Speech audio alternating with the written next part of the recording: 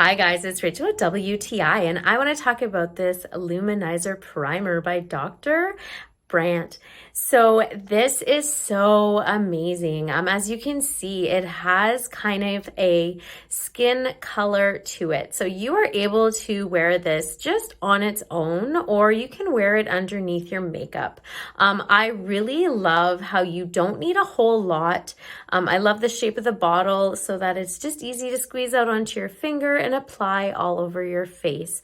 I do wear it some days just on its own, and you get this beautiful natural look, and it is a luminizer, so it just gets all the natural skin tones and lighting on your face just to have this gorgeous natural glow.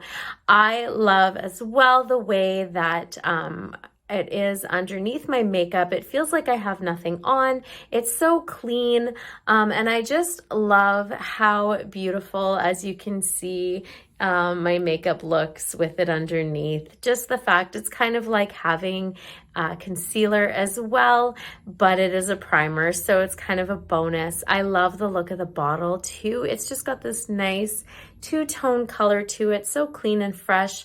Super tiny too, but it goes a long way, which is one of the bonuses, but that's just my point of view.